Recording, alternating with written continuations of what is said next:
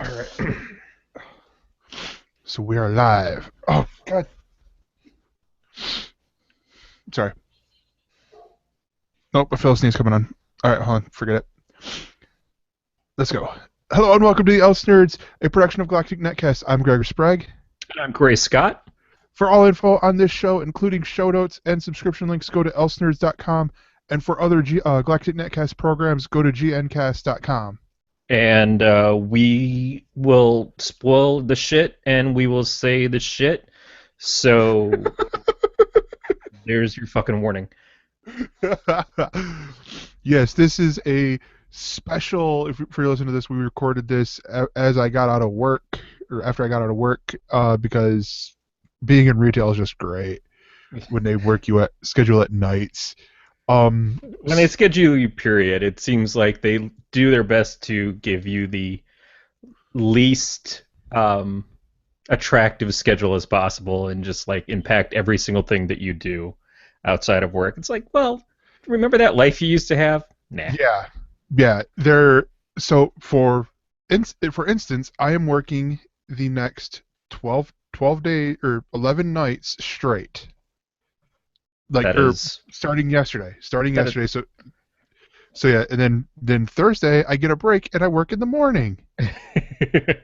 I've been on those kinds of schedules. It's a good time if you have overtime, and that's about it. It's Oh, like this week I will have a if I do my math right and I take as long as I normally take to do the checking out like closing procedure for doing like handling the money and all that stuff, getting the deposit ready.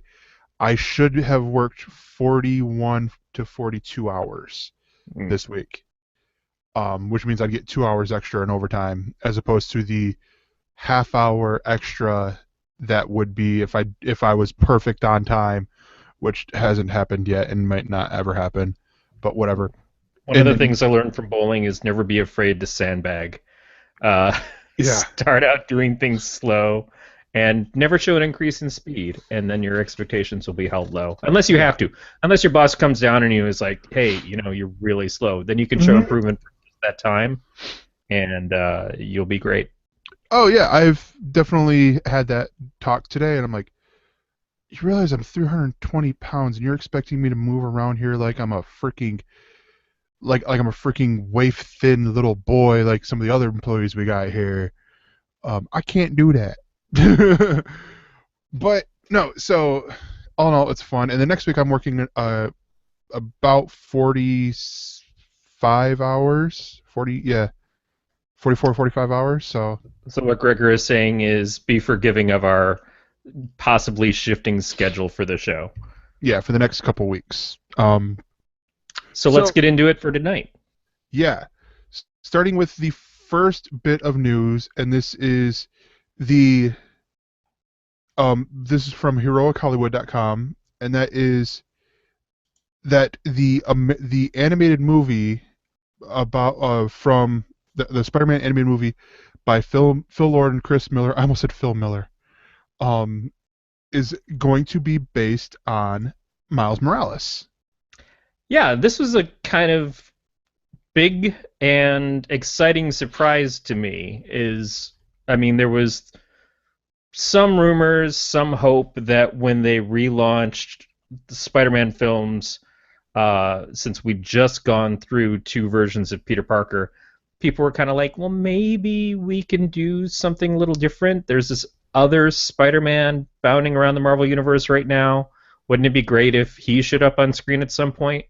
And they were like, no, no, no, we gotta get Peter right. At this point, we have to get Peter Parker right. We owe him that.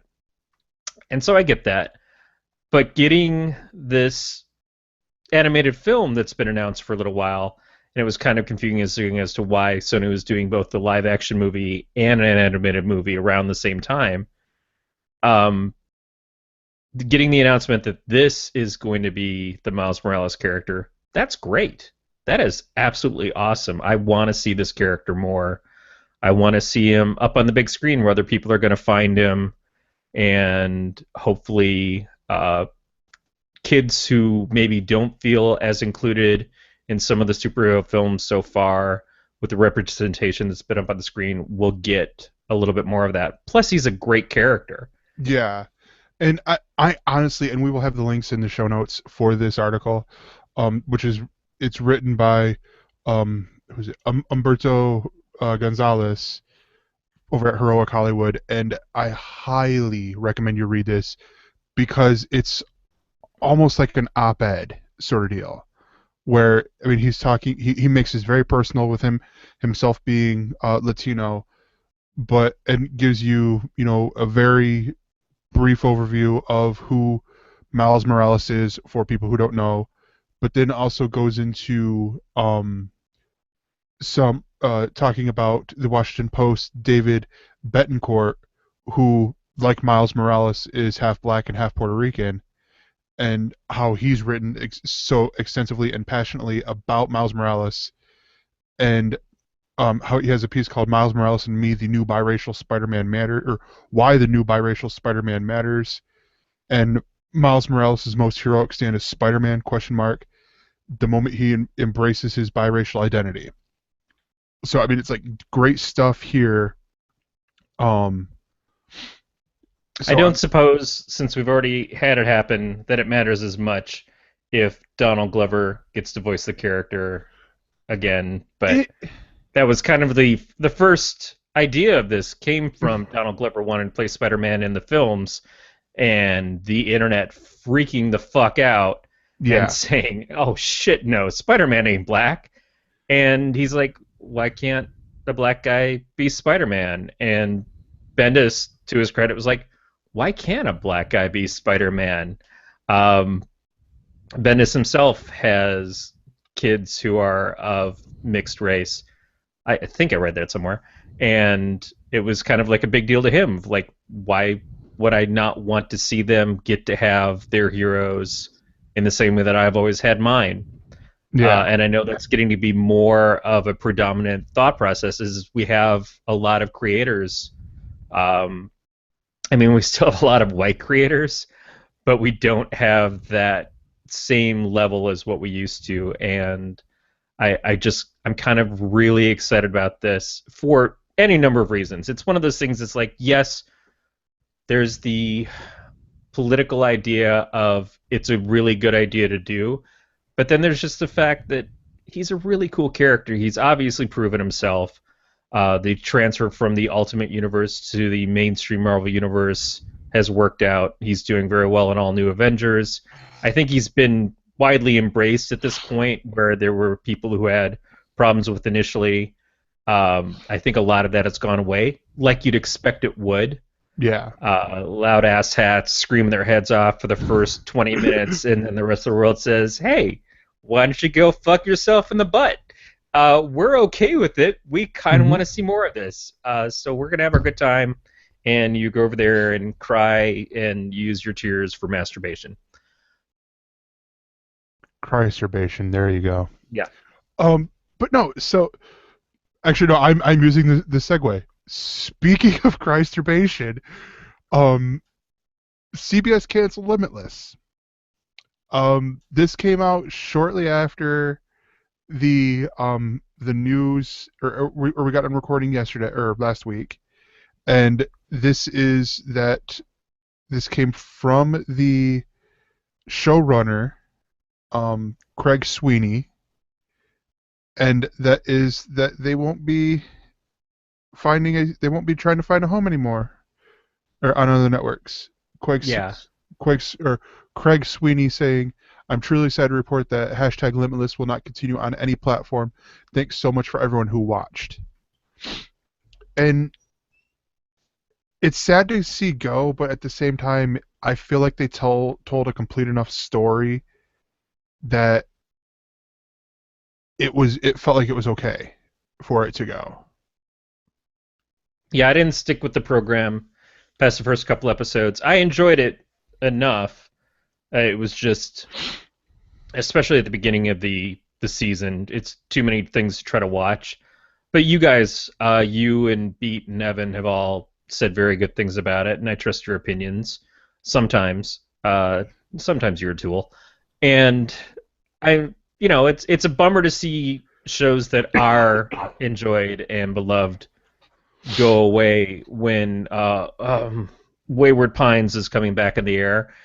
I just don't And I get think that at isn't all. Wayward Pines also renewed for a third season? Maybe it's already done the speed 2 of getting rid of its main star and bringing in Jason Patrick. Always a good sign. But I can harp on that another time, and I probably will. This is this is kind of interesting, just in the sense of it got canceled, and it wasn't very long before they said, no, it's done. Don't write up campaigns and online petitions and things like that to see if it'll get picked up by Netflix or Hulu. It's over. And that's kind of, I appreciate that in a way, because so many things, it's, oh, the show's gone. Internet must rise up and fix this injustice. Still haven't gotten Firefly back, but we have to get all these other Or shows. back from On Walking Dead. Yeah, just come on back. Bring it. Someone else step up and save this. And it's like, well, maybe we're working on making our own programs right now. And Netflix has saved a lot of shows. Hulu saved Mini Project. It's okay that they're doing that, but maybe concentrating on new things that weren't on network TV, that couldn't be done on network TV, kind of helps them stand apart a little bit more. Otherwise, it's just the also ran. It's like, here's the things that didn't succeed there, and we'll save them over here, but what are we really doing to prove that we can make content? And I think what Netflix has shown is that it's making incredible content that you wouldn't see on CBS or NBC. So they shouldn't be the first choice of, hey, we just lost something and there's a lot of us who like it and we feel like it got a bad deal. It's fine, I got a bad deal. That happens to shows all the time. That's happened to shows for my entire life, 44 years. Sometimes good shows just go away. You don't get a perfect ending. You don't get a clean break from it. It just happens, and it's abrupt, and it's unfair. And that's like life. I had a cat run over once. Sucked. Wasn't prepared for it. Couldn't handle it. But then I moved on. yeah. And also, I mean, sometimes you look at shows that get saved and come back, and you can sort of tell that the writers had already moved on themselves in a way, so it comes back and they're like, well, what do we do now? Sort of deal. Looking at Heroes Reborn, Oh, in, Lord. in that instance. No, I think the writers came back and did exactly what they were doing before, and that was why Heroes Reborn was such a shit show. Yeah. But no, I get it. I think that there's an amount of, do I have more to say about this? Is everybody interested in coming back? Are we losing people? Can we get the whole group back together and are they all excited? Are we in the same places we were before, or have some of us moved on? And has the audience moved on? And sometimes the audience is fickle enough. It's like, oh, I really want this, and then it doesn't really work out. Yeah. God, what was the Bluths on Netflix? Arrested Development. Arrested Development. I loved Arrested Development. I watched it as it was airing. I was the one of 10 people who watched that show live as it was on Fox, and I still haven't made it to the 4th season on Netflix. It felt like I needed to go back and watch all the seasons again to jump into it, and then what I heard was so lackluster and so different from what the show had been before that it hasn't filled me with excitement to go back and watch it. So maybe I just enjoy the memories of that show where it was. Yeah. No, exactly. And then the third bit of news is from Birth Movies Death, and that is that The Rock is Doc Savage. Yes. Complete with a picture of him from The Rundown. Which is a really good Rock movie. It is. It is. That's the first movie that I saw with The Rock where I was like, oh, this guy's a lot of fun. I could enjoy this. I would like to see him more films. And then I watched the G.I. Joe sequel the other night, and I was like, okay, maybe a little less of The Rock now. Although I think more of that movie was less of Bruce Willis and more Adrian Palicki because she's nice. Um, do you know anything about Doc Savage? I know that his real name is Clark. Yes. Clark So Savage. at some point, the son of Superman is gonna fight the son of Doc Savage, and as they're at war with each other, one of them is gonna beat the other one down, and then he's gonna say Clark, and he'll go, "Why do you know that name?" and freak out, and it'll cause a connection, and that'll make everything better. No, Clark Savage, the Doc Savage character, is sort of the precursor to Superman. Came out a couple years before Superman did, has a lot of similarities, not just the name, but he was the Man of Bronze versus the Man of Steel. He was kind of the perfected human as opposed to an alien. He has a Fortress of Solitude in the Arctic. So a lot of things that we kind of associate with Superman now started out with this character in pulp novels. And he's long existed and just never had the moment of, oh, cool, I want to go see Doc Savage, or I want to read Doc Savage comics or books or whatever. It just hasn't worked out. So getting someone like Dwayne Johnson to play the character, I think, is a big deal. But Johnson's doing a lot of characters that, he's in the remake of Big Trouble in Little China. He's in Um, the remake of Baywatch. yeah, He's he in he's Black Adam in the Shazam movie. yeah. I'm not saying that we're gonna see a burnout of The Rock, but I do kind of wonder if him launching all these characters, if they're gonna kind of blend into each other a little bit. Uh, the other thing about this, we talked a couple weeks ago about Kevin Smith wanting to do a Buckaroo Banzai TV series. Mm-hmm. The way that Doc Savage is described is not dissimilar from what I remember of Buckaroo Banzai, which is just really fucking weird stuff. A cast of characters that's built up around him. It's kind of evocative of, to me, some of the same ideas. Now I haven't read a lot of Doc Savage stuff either, but that's kind of the image that I get from it. And The Rock has got that charm and sense of humor, and he's able to laugh at himself. Matt Vincent talked about that on one of the episodes of the podcast that Terry was on. He was like, he gets it. He's in on the joke. He understands that sometimes that you're allowed to be funny. You can be the Mm-hmm. big, cool action star and be tough and be the guy that all the guys want to compare themselves to, but you can still laugh and you can still have a good time.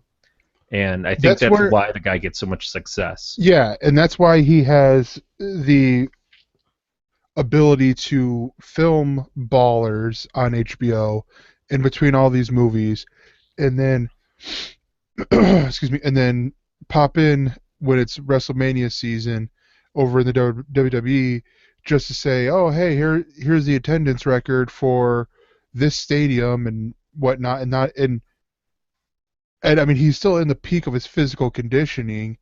It's like he could come back and do another run in the WWE if he wanted to, but no, he's going to be big Mr. Big Movie Guy, and it's sort of like, all right, then get the fuck out of wrestling, sort of deal. Sorry, my opinion spewing over here. Yeah, hey, ex wrestlers, what you need to be doing is going and making a sex tape and suing Gawker for $10 million.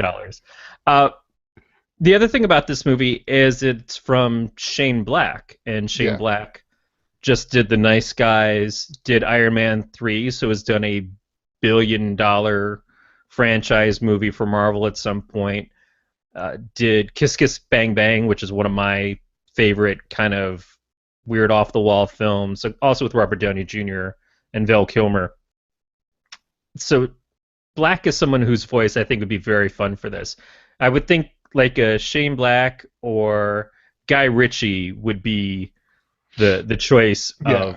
of who's gonna do this kind of thing. And I just watched Guy Ritchie's Man from U.N.C.L.E. the other night. I can't say I was super into it, but I don't think that I was necessarily in quite the mood for what the movie was as I watched it, and I wouldn't mind watching it again.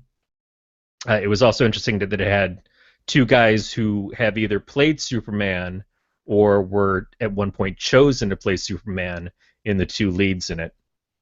Be that as it may, yeah, this sounds like a lot of fun. My dad talked to me a few years ago about reading some Doc Savage stuff, and he was telling me about it on a phone call, and it was one of those things that I think I wanted to get into and just still haven't had the chance to pick up. But maybe now I will. Yeah. So that's it for the news.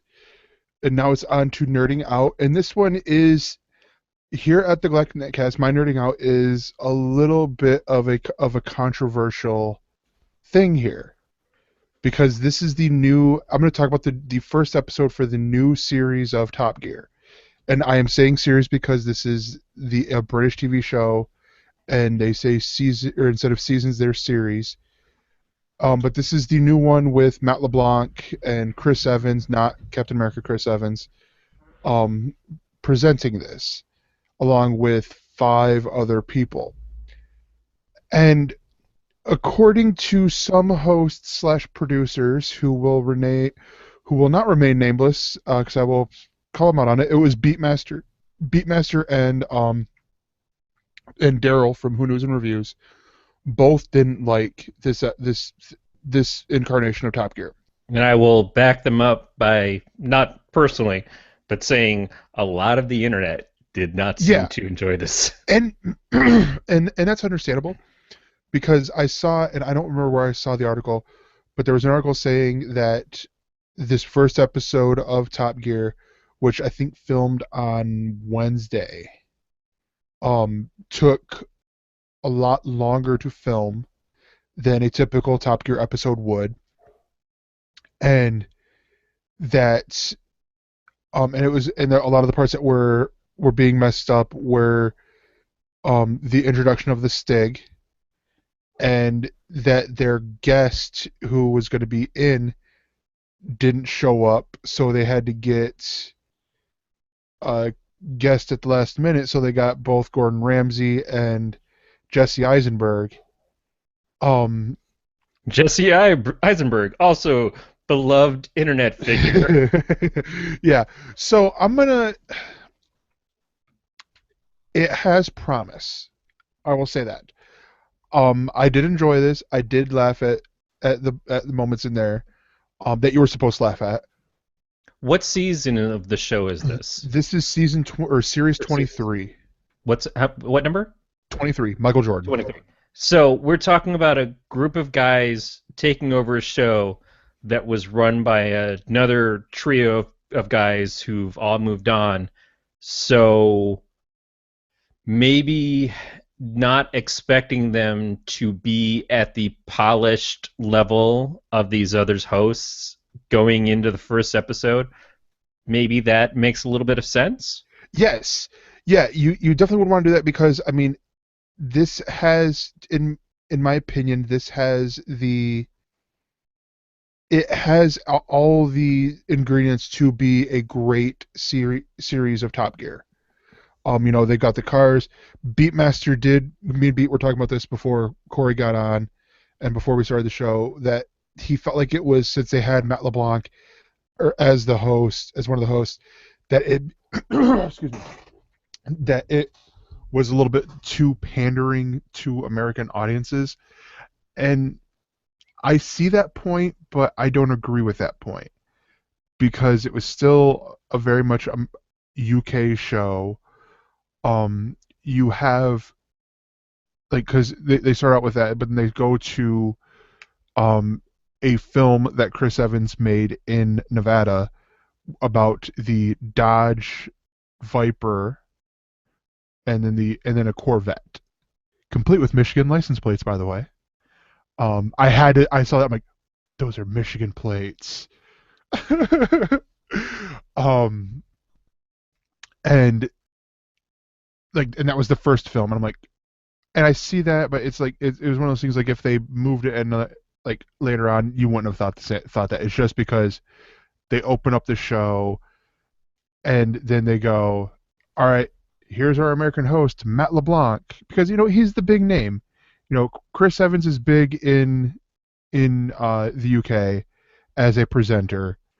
Um, like I think he's a radio presenter. And then he has done stuff for Channel 4 as well.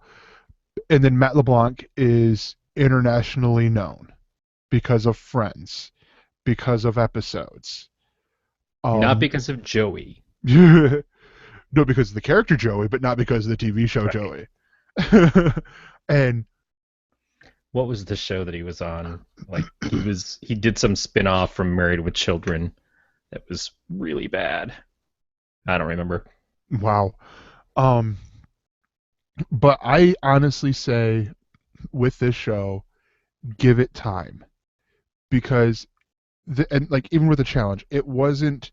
If you're going to go into this because they had a challenge film in there, and if you think, oh, it's going to be, we're going to have the ribbing and all that stuff that we got from Clarkson, Hammond, and May. No, this is more their buddies doing like bet you my Reliant Adam can get up to, or not, was it Reliant Adam? Yeah, Reliant Adam can get from London to Blackpool before yours can. Like, all right, and that's basically what it was. And I mean, so it was all good. They did make it their own.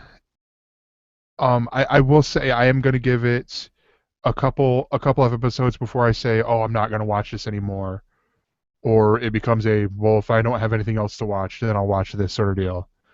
But I do think there's a good foundation here anyways. And of course, the show that the original guys are going over to is going to be starting on Amazon soon. Yes, starting on Amazon in the autumn.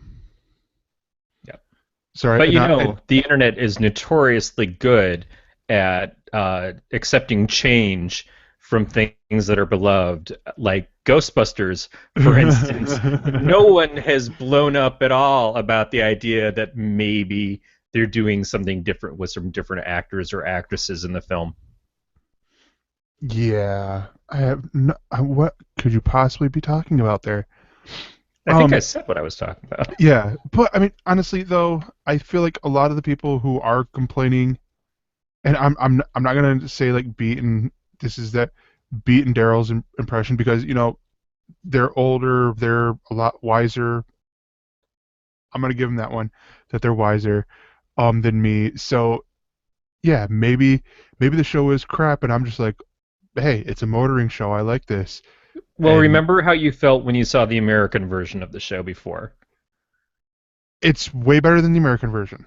Right. I will So, give. I mean, that's one thing, it's a comparison, but it was a show that you had enjoyed one way, and then you saw this other version of it, and you're like, well, that's a bunch of crap.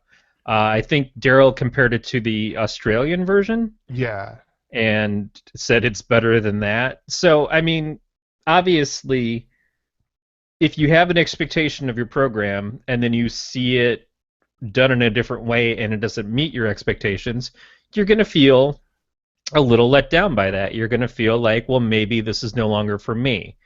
Now, the question is when you go over to this new program that has those same old guys on it, is it going to meet your expectations well, instead? yeah, Because and just because it's the same cast doesn't necessarily mean it's going to be the same show. yeah, And sometimes it's hard to go back to these things. and so I want it because you just reminded me of something else, and so there are the differences. They kept the Stig, and they did have, and like I mentioned before, they did make jokes about the fact that they're not the original hosts. There was Hammond, Clarkson, and May before them, and so it makes me wonder if the Grand Tour we're going to see them do the news segment. If they did change up star in a reasonably priced car, it's now star in a rally car, which was cool. It was cool to see that because they actually did like a rally course, which is very interesting, very interesting concept to see.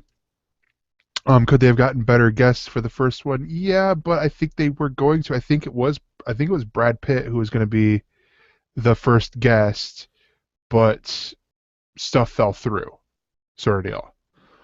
Hold on. There's that sneeze that's been going on for an hour. Uh, Yeah, and something to keep in mind is way back in the day, there was this poor guy who came onto a show that was established by another host, and he had to come in and slowly make changes and slowly get the audience to build up and warm up to him. And that guy was Jon Stewart on The I was just Daily going to say, Show. I'm still trying to build the audience, Corey. Yeah, because obviously this wasn't your show from the very beginning. So John had to go through it with Craig Kilborn. Now Trevor Noah's having to do it with John's audience, and John obviously was there for a lot longer and really built the show into something specific to what he wanted to be. Trevor's having to go through that in his first season still, and sometimes it's just never going to be the same. It's not, and you shouldn't expect it to be, but you have to kind of decide, is this new show good enough for you, or do you want to move on to something else? And everybody gets to make that decision for themselves. So if Top Gear doesn't gather the audience, either the existing audience or a new audience, then it'll go away, you know. But if you spend all your time comparing it to something that doesn't and can't exist anymore, you're not necessarily giving it a fair chance. But if you just know, if you just look at it and say, no, I'm not enjoying this for whatever reason, you're not wrong. You know, you shouldn't just force yourself to watch something that you don't have fun with. But like Yeah. Gregor's saying, if you give it a couple episodes to see how it warms up, maybe that's a little bit better than just giving up from the get-go. Yeah, because I mean, honestly, I could see the films like when they do a challenge. Because typically, if you go by the Top Gear, how it's been in the past, there's like a one big trip thing, like like the Bolivia special or the India special, or that they do where it's just that film, and that's generally where you see the banter of the hosts. If they're doing that in this season or series of Top Gear, then I think that would be the true test of is this show gonna have is does this show have legs where it's gonna be able to walk on its own merit and not have to rely on the old guard sort of deal. Yeah. But I don't know. I'm still gonna be checking it out, and I will probably also be subscribing to Amazon Prime before the autumn so that I can watch the Grand Tour as well. Yeah. Um, so Corey, your pick sounds like the beginning of a joke. It does. I picked up on this. I got to give credit where it's due. Ron Richards mentioned this comic in a tweet, I think, which populates into his Facebook feed. Ron obviously works for iFanboy and is a very well-known reviewer of comics.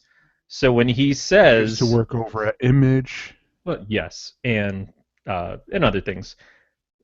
When he says, "Oh, this book just came out and I think it's terrific," and I didn't know anything about this title, I was like, "Okay, yeah, I should listen to Ron and see what he's going on about." Now, I'm not saying all of our tastes are exactly the same, but in this case, Ron recommended a book from Black Mask Studios, who is not one of the larger publishers. In fact, my comic shop had to order this special because another employee there had said, "Oh, I really want this book," and Kathy, the owner, is like, "Oh, well, I skipped that one, so let me see if I can get some copies in." And I was fortunate enough to grab one of those copies because I requested it too. All of a sudden, she's like, "Okay, good." And then I ordered it correctly.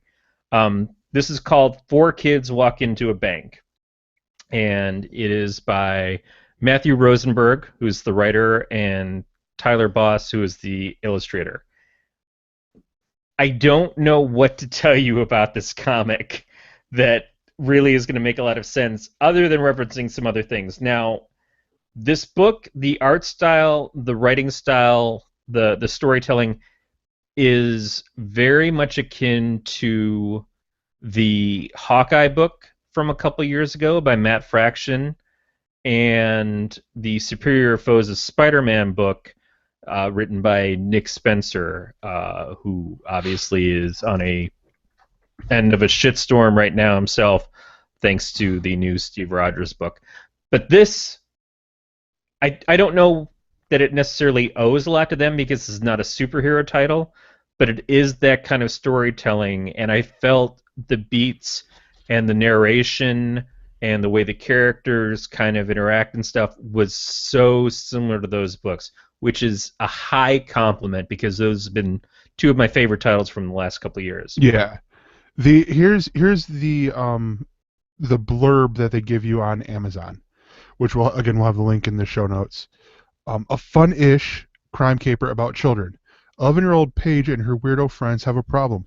A gang of ex-cons need her dad's help on a heist. The problem is those ex-cons are morons. If Paige wants to keep her dad out of trouble, she's going to have to pull off the heist herself.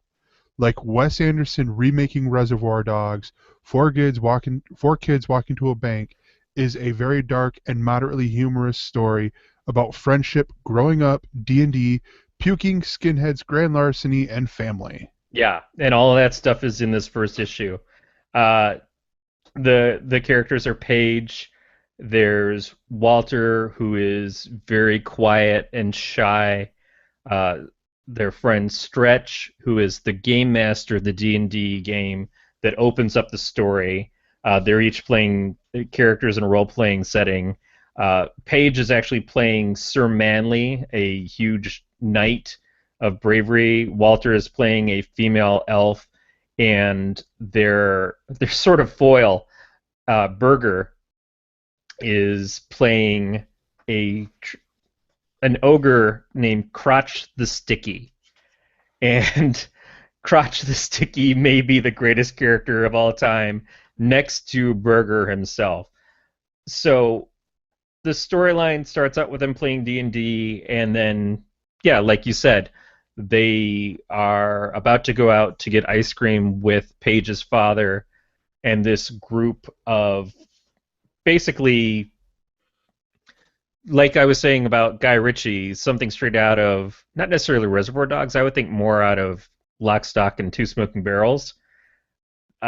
These guys come in, try to grab Paige's father away, and the kids essentially defend the house as these guys are walking into the place. One of the guys punches Paige in the eye, and Berger shoots the guy with a slingshot and his figurine for his character from the D&D game, and they fend them off. They stop these dudes from the home invasion and from taking Paige's dad, and basically tell them, there's two ways this can go. One, you can kick her ass, and you're a bunch of assholes who kicked a bunch of kids' asses. Or two, even worse, we could kick your ass, and how are you going to look then? But as soon as everything's finished up, Walter, who's just like always mumbling and always quiet and shy, like all the kids are like, cool, cool, cool, and then Walter throws up, and it's this orange spout that comes out of him, and the onomatopoeia balloon that comes out of it says Fanta, because it's orange Fanta that he's just puking up. And it's that kind of stuff that reminds me, especially of Superior Foes, of the way that the characters work.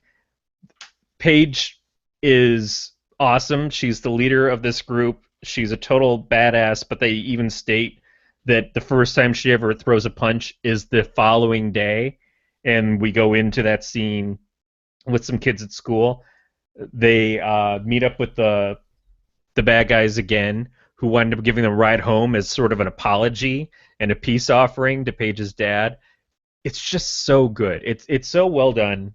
I don't want to just describe every scene in the book, but it's got a fantastic voice. The artwork is very good, suitable.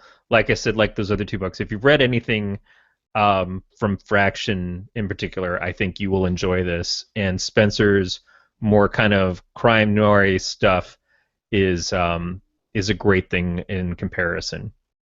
So yeah, I think this is a 5-issue miniseries as scheduled.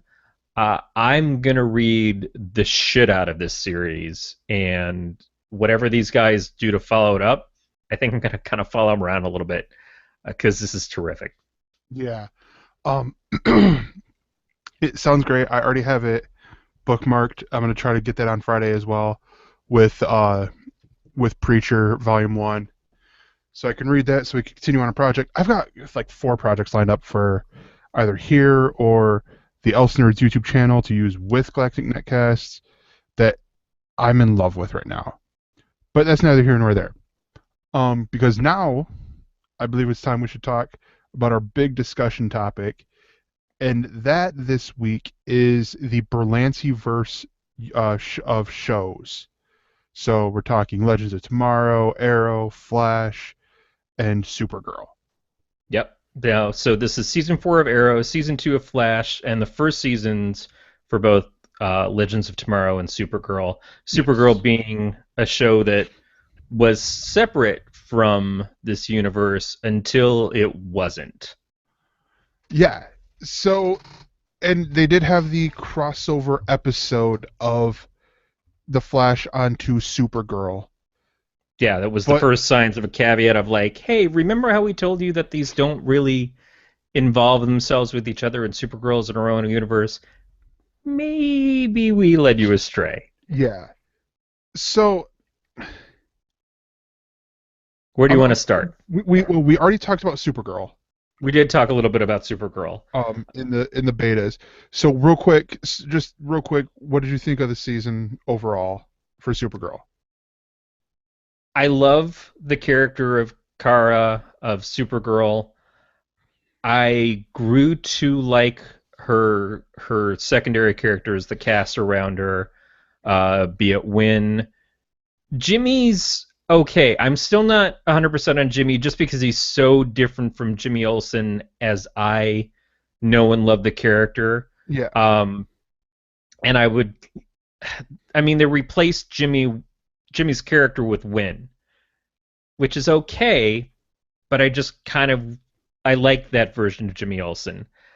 The other thing is that this show does something that the other Berlanti shows have done when they come out, which is they start the character with the unrequited love interest.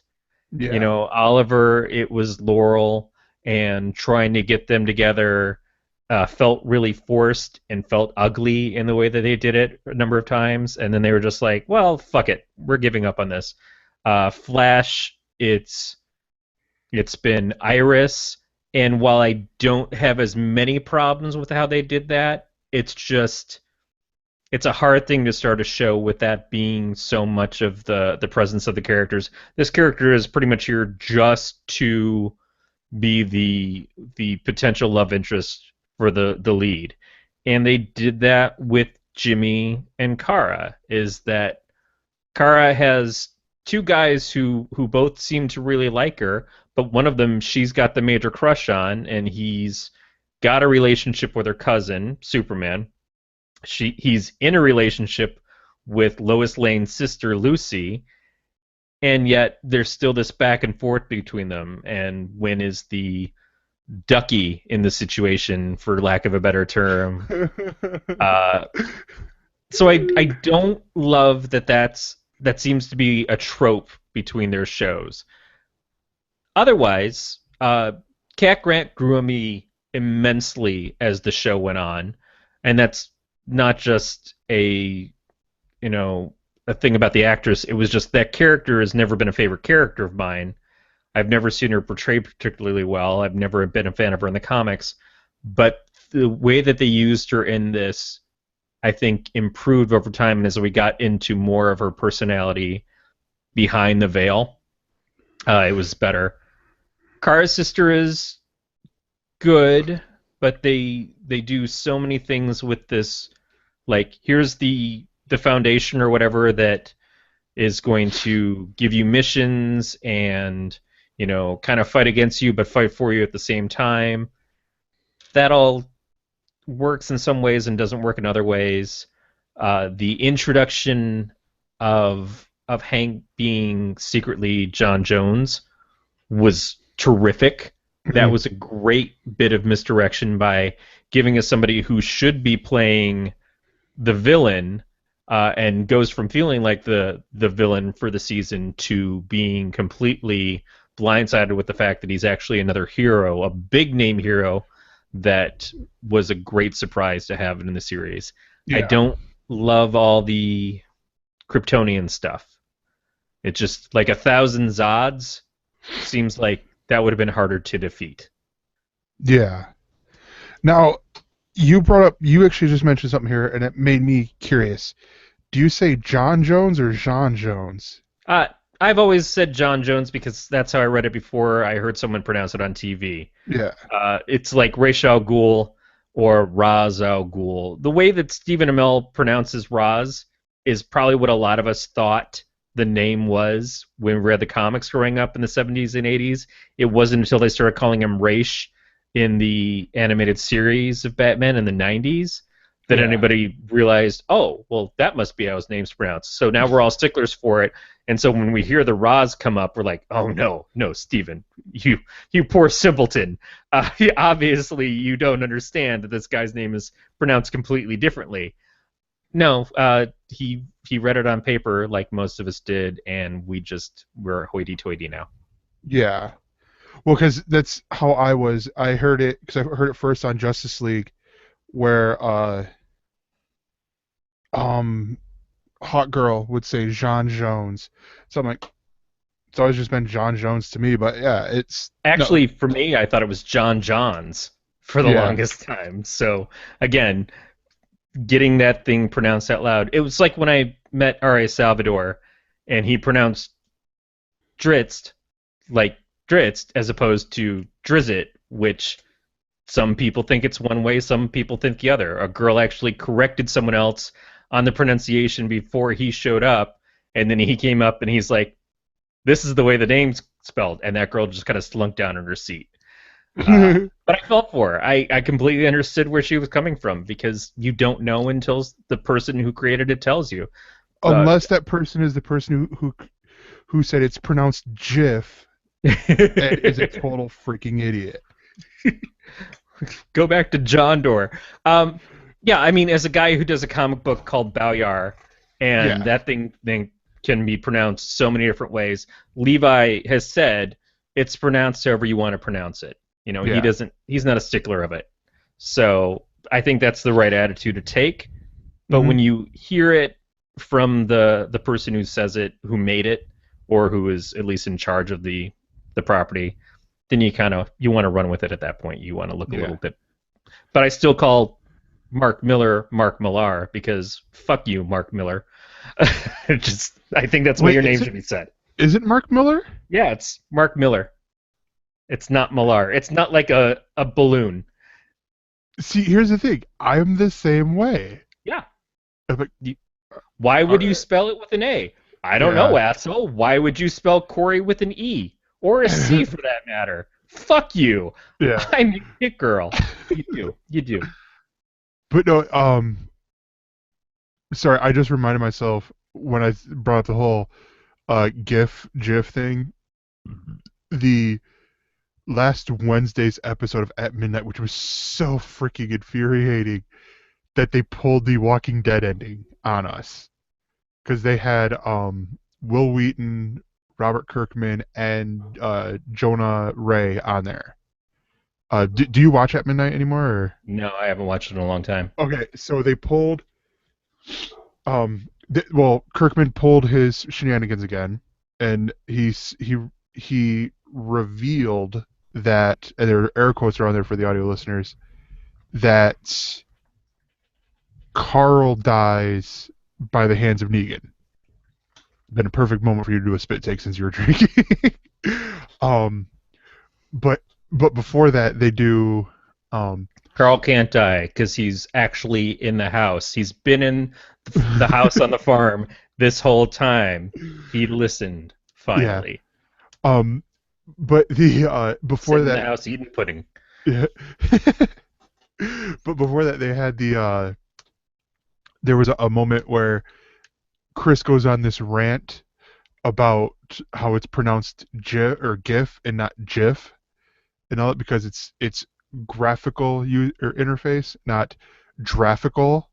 And all this time, Will Wheaton, who's good friends with Chris, is just like GIF, or he's just correcting him. He's like, no, because it's a oh god, he went on this whole thing. They he would so Chris for the rest of the show pronounced the if it was a hard G like GIF, he would pronounce it GIF for through all of it. It was hilarious.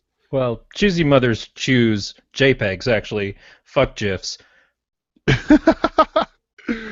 There we go. All right. So, anyways, back to the Berlanti-verse. So Flash, I enjoyed. I loved the twists and turns. But I am curious more for you because I come at this from a different angle than you do because you're a writer and I'm not. Um, so did you see these things coming Yes. beforehand? Uh, Okay. there are things that I see telescoped, and I don't know. I mean, I can't call myself a writer until I fucking do something more with it. But You're I, more of a writer than I am. as a person who watches and dissects story a lot and has seen a lot of these shows happen, you just kind of get to see the patterns. So I knew that Barry's father was going to die pretty much from the beginning of the episode where he died in. It just was painted so obviously, especially they started building the romance between him and the Doctor from the original Flash TV series, which is great. It's great to have these moments, but you could kind of see, oh, they're giving him his send off, and then as soon as he did die, I'm like, well, then he's the guy in the mask, and he's going to be Jay Garrick. Because the whole time waiting for the guy in the mask, you were thinking it was either going to be, Robbie Amell as the original Firestorm guy, or Eddie Thawne, Yeah. because it would be nice to have that actor get to come back to the show. They keep bringing back uh, Tom Cavanaugh in one way or another to continue it, but it just seemed so obvious to me as it kept happening. I'm like, Earth 2 isn't like Earth 2 at all. Earth 2 seems more like Earth 3 because all the heroes are villains over on that Earth. Everybody's the polar opposite. And that's not what Earth 2 is like. So it seems to me that this is Earth 3 and we're missing the Jay Garrick Earth 2. And I couldn't see them making Jay Garrick just be this villain and Yeah. be this like persona that Zoom made up. So it just felt like these things have to fall into place. This is going to happen. Now that's pretty broad, and that's not the entirety of the show. So there were things that they did do to surprise. I wasn't totally surprised by Barry going back in time at the end to kind of fix things, and Flashpoint seems like a thing that kind of has to happen in the show anyways. I'm It very interested to see what Flashpoint does to the entirety of the Berlanti-verse. yeah. The Flashpoint sort to me seems like it's sort of the thing that will happen to bring in Supergirl into the universe. Supergirl, yes, but I don't think it's the only thing. And this is an issue of contention for me, is that how much can Flash do that affects shows that aren't Flash? So we just lost, for instance, Laurel Hmm. on Green Arrow. Now they brought the other Laurel from Earth, technically Earth 2, but really Earth 3, over as a villain, and they've got her locked up. But this is a way to bring Laurel back. This is a way to maybe fix Laurel so that she was always Black Canary and maybe make her feel a little bit more like a fixture of Star City. This is a way to fix some of the Ollie Felicity stuff that maybe some fans aren't enjoying as much. All of these things that can be kind of undone. We Hmm. lost Snart on Legends of Tomorrow. We do have the opportunity to bring in Supergirl as a member of their universe as opposed to an extended universe thing. It's a lot of stuff that can happen to fix things for the writers who've either written themselves in corners or did this purposely, knowing that this was going to be a fix for that down the road. Yeah. I'm not sure, but if I'm the team from Arrow, be it the writers or the actors or whoever, I'm going to be a little disappointed that Arrow's whole new status quo relies on something that happens in another show.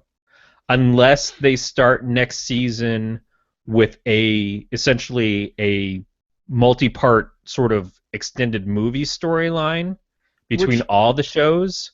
And didn't they talk about doing something like that? They definitely talked about having all the storylines, having all the shows cross over, but I would have that be the starting point to lay the groundwork for Supergirl, for Arrow, for Flash, and Legends of Tomorrow. If they bring those other two shows, Supergirl and Legends of Tomorrow, in later, then at least giving us something to start out with Flash and Arrow and have them lead to this crossover to start them up, but showing how the changes in the universe have happened from Flashpoint. I would get that.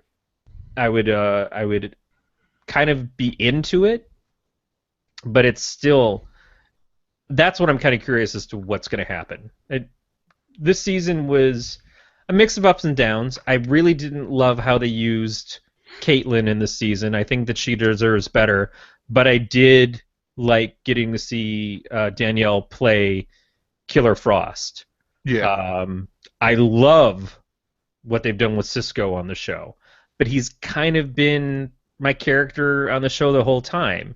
He's Flash's Felicity, except they didn't fuck him up by putting him in a relationship with Barry and causing all this stupid pseudo drama the whole time to make her or him less enjoyable.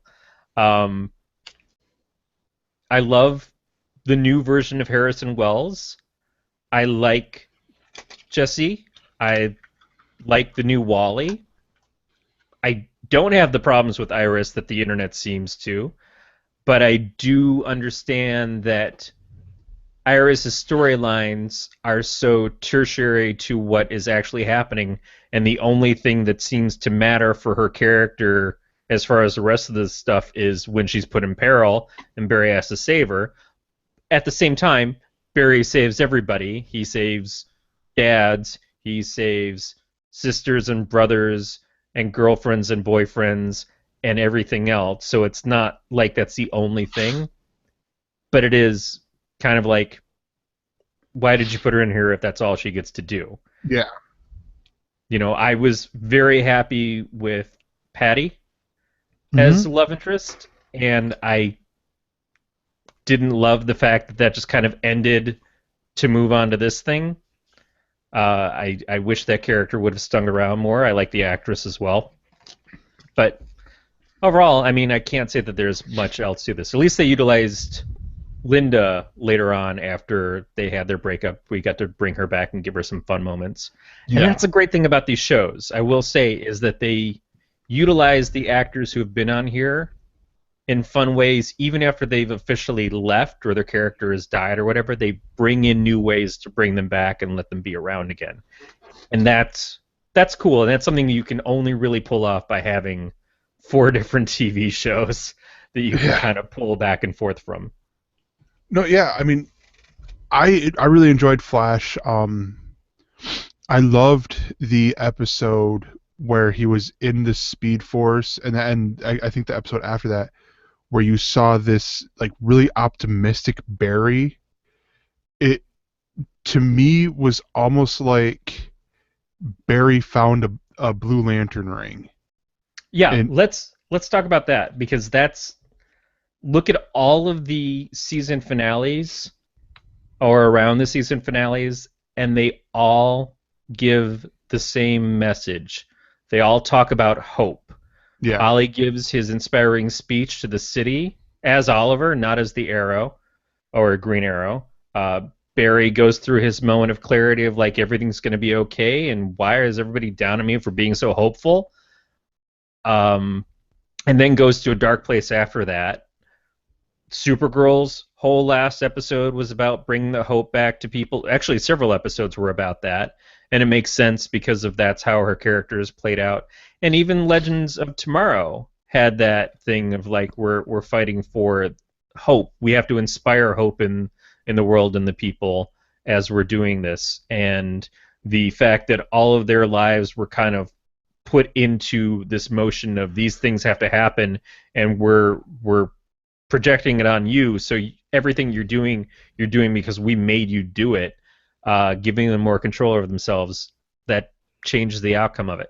Yeah. So that it seemed like a pretty heavy theme, and I don't know if that was just that was naturally done or if that was an answer to the complaints that people have about the DC film universe or what. But it seemed really like drilling it in there that's what it was all about. Yeah. Part of me would like to think that it was that it was a little bit like, hey, we're not the movie universe sort of deal. So, I mean, Oliver's was light against dark, and he's like, yeah. well, I'm a dark character, so I can't really bring this out of myself. I'm not going to be able to do this. But all the people gathering behind him and giving him that light and that hope made it work. Yeah. And a little heavy-handed, a little silly, but the amount of times they said it was like, okay, you've drilled it in enough. I get what you're doing. Can we back down a little bit on this and maybe have something actually happen? The last couple of seasons of Dexter on Showtime, Dexter started talking about his dark companion or some wording for the bad part of him that wants to be a serial killer, and he has to fight it off to be a good guy who's still a serial killer but kills other serial killers. And so he keeps calling it this thing, and he used the phrase so much that Aaron and I, if either of us were really drinkers, we would turn it into a drinking game, and we would have died. It was repeated like 5 times in an episode, and we're like, all right, shit, come on. You know, he can't just keep saying that word like it's not ridiculous. Just stop it at this point. But this is season like 6 or 7 of Dexter when it had already gone off the rails after season 4. Yeah. But no, so I mean, that Legends of Tomorrow was really good too. I'm really hit on Legends, just because we got to wrap it up here. I just gotta say, Legends, man, I wanted it to be better. Yeah. I think it was. I think a lot of the season had bad villains. Legends did. I like the guy who played Damien Dark a lot, but the whole motivation of everything was just so dumb. And I'm, as much as I love, you know, Captain Jack, I am sick to death of Malcolm Merlyn continuing to be a part of the show. Yeah. At this point, it's just so stupid. Zoom's motivation was terrible on Flash. I mean, it was okay for a while. The guy baking being Jay was at least somewhat interesting because Zoom himself was a dullard. Yeah. But I can't handle another season of me against a guy who wants to steal my speed. That's been played out enough. And Supergirl's villains, like I said, once her aunt died, it was just, why are we even dealing with Kryptonians anymore? You got rid of the most interesting conflict of the show by killing her aunt, and now it's her aunt's boy toy and fake Brainiac. Yeah. No, exactly. Sorry, I'm eating a jungle gummy candy things. They're wonderful. Yeah. So I go ahead. Arrow, yeah. I might be done with Arrow again. I made a vow to get through the end of the season, which I couldn't do last season. The show is just so bad. The show is just so terrible. You said that though, like 2 years ago. You said that. Last season, I quit partway through the season, and I got talked back into it, both by the producers and writers who said they were going to fix things and make it a lot more enjoyable, and the characters were going to start to have fun and everything else. That lasted for about 4 episodes, and then it went goddamn stupid real fast, and Felicity lost use of her legs for like a blip in time and got them back just in time to walk out on Oliver. It was such a fucking mess. And like I I couldn't see how I was even watching it anymore. Everything about the flashbacks were so tacked on and horrible. Like nobody likes the flashbacks on the show, Uh-huh. and everybody just says, "Why don't you get rid of the flashbacks?" And everybody's like, "No, no, no. The flashbacks we're gonna keep with those." Yeah, because Why? because they make them make sense in the season finale. But they Or didn't. It doesn't yeah, make any sense. yeah, It's still just like we didn't need any of that. It brought nothing to it other than the moment with Constantine in the flashback, and then bringing him into the show proper, anyways. That was the only part that was enjoyable about the entire storyline. And then we're dealing with the fact that um, Amanda Waller exists in the memories, but got killed stupidly. Like I'm supposed to buy it that Amanda Waller just randomly gets shot by some lameoid guy who breaks into her building. yeah, Apparently, no security works at all in the Arrow universe, and everybody in Flash's Star Labs just leaves the door open too. But it was so horrendous. The whole season was just awful. John and his brother, like, oh man, Andy, I can't believe you're alive. You're a dick. And but you're my brother and I love you. And oh no, you just got Laura killed. You're a dick again. And I killed you and I can't deal with it. So I'm gonna go join the army now and leave my wife and kid.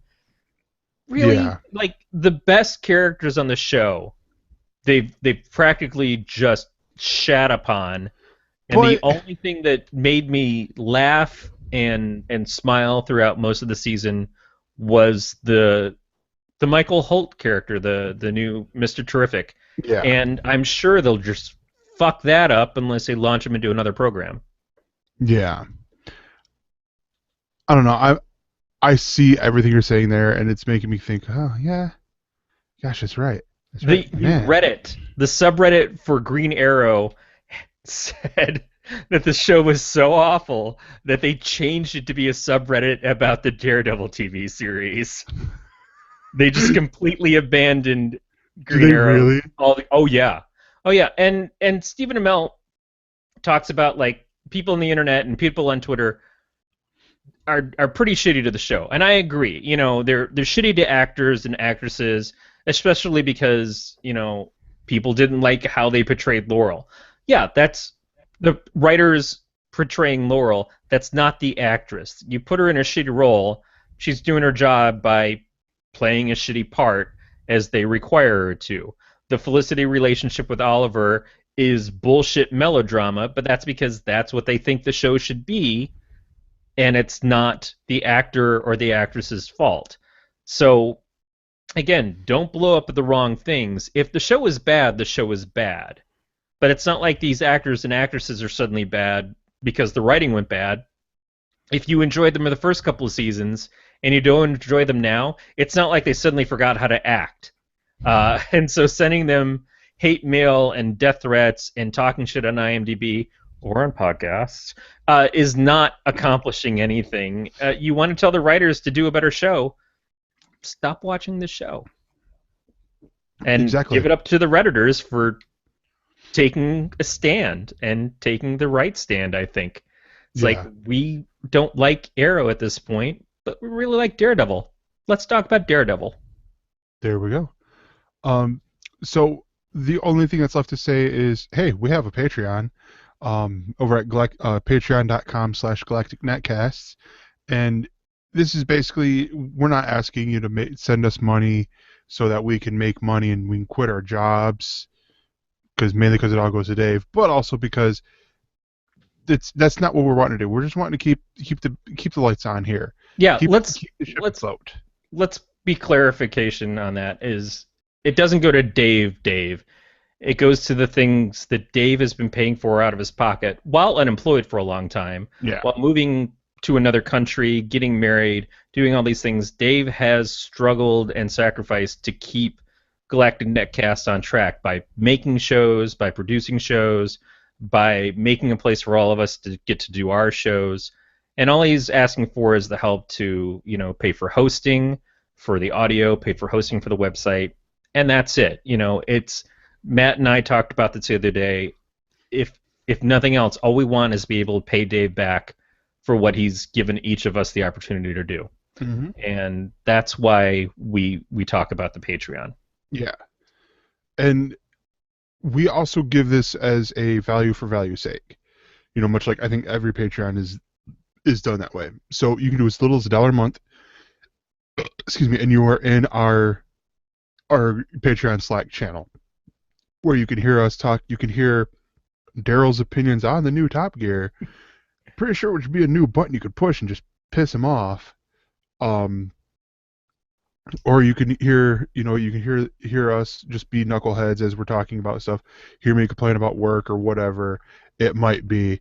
It starts at It may $1. even be a previews of that week's shows. You may see us picking out the stories. You can help pick out the stories before we choose them to go on air. So we're all friendly. Some of us are a little sweary, but we have spots for that are not blockaded. But when you're going into that room, Corey's gonna drop an F-bomb. So it's like the beaded curtain section in Spencer's? If the beads are anal beads. Well, yeah, what other beads would they be? I don't know. Something like a jelly bean. But no, $3 you get you an extra, additional audio content. $5 we get you, or no, $3 is the newsletter. $5 is additional episodes that go exclusively to the patrons. And you could contact us. Tell us, hey, what you thought of Top Gear, what you thought of the Berlanti-verse shows, what you thought of the comic book 4 Kids Walk Into a Bank that Corey recommended. You'll love it. Yeah, tell us all that. We have a phone number. You can leave us a voicemail at 805-328-3966, or you can email us mail@elsenerds.com. I welcome all mail, all voicemail that you want to send.